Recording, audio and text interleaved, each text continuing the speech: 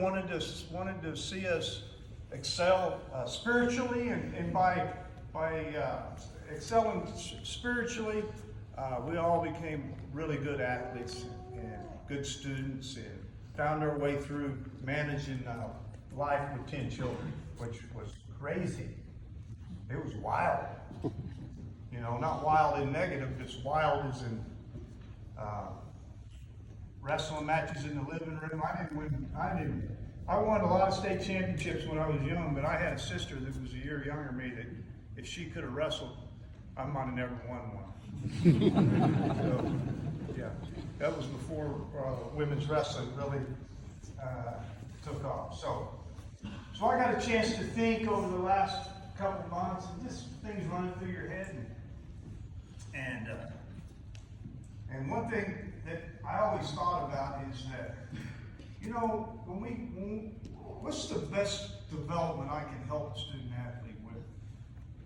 And where I can say, okay, I can take this kid, and if I teach him this, he's going to be better no matter what.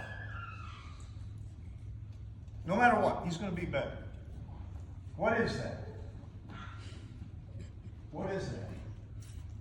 Where you're going to see progression immediately. Not like a year from now, immediately. What can you do? And that's, I always had that challenge in my mind. Like, I need him better next week. We're getting ready to wrestle. I need him better next week because we can't get tech fault at this weight class.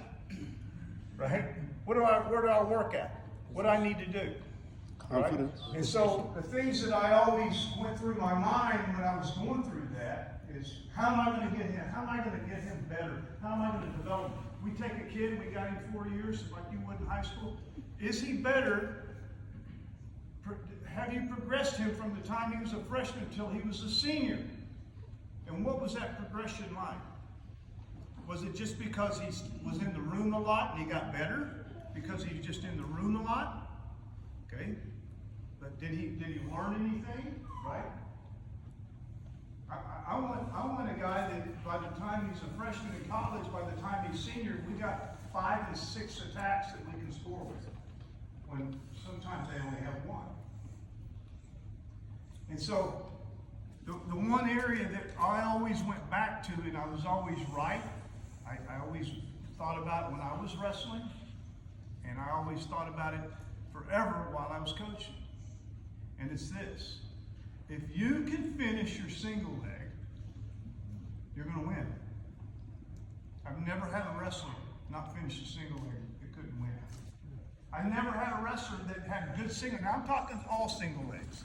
I'm not talking the low single. I'm talking creating a corner, getting to the corner, finish it on your knees, single leg. I'm talking about a low single leg, going underneath, finishing a low single leg. I'm talking about a mid single leg. Where are we going from right here?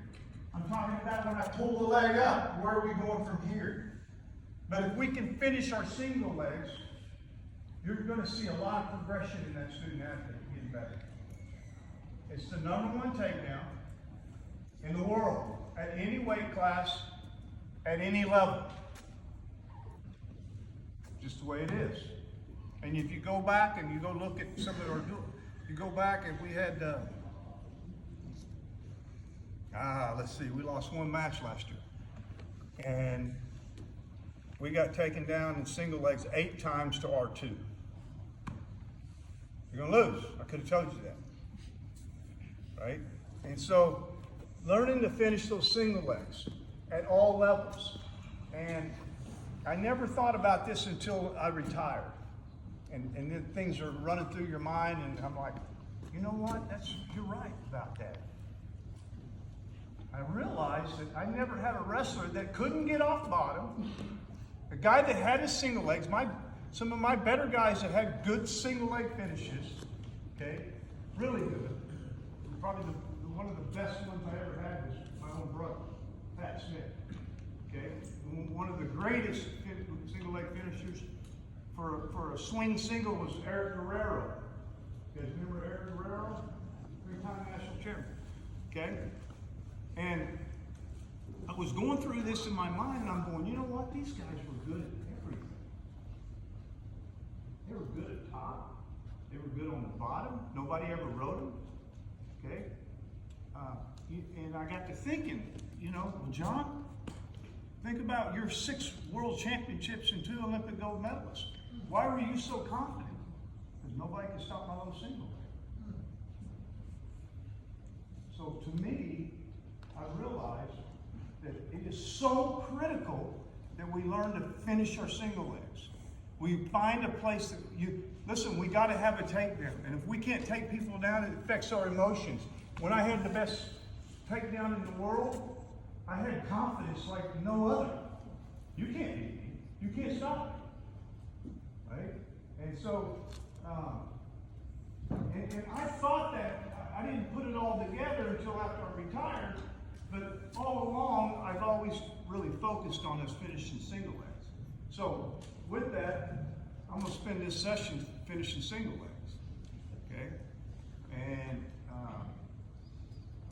I'm going to be honest with you. When you start to work on single legs and you start working the finishing, you kind of understand that it's physically demanding to finish single legs. It's hard, you know, especially when you get to the mid-level here. The leg gets heavy, the body gets heavy, the guy starts to turn, he starts to try to create some angles to pull the leg out. Hey, and then you take it to the mat and you talk about really, okay? You know, think about the folk style wrestling today and the scrambles that's happening. You know, if you're not staying ahead of your opponent and finishing your single leg. So let's start with bringing the leg up, and we'll move pretty quickly through this. So